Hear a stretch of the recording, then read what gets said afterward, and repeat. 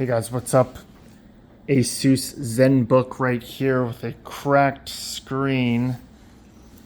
Now, I have never replaced a ZenBook screen before, so I'm gonna have to do some research on it, but hopefully it's not as difficult as it looks. I know right here, you can see kind of right here that pops out, but I have never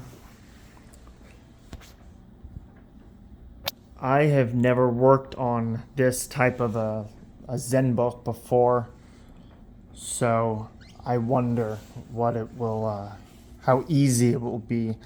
But this is part one, and I'll make a part two once it is completed.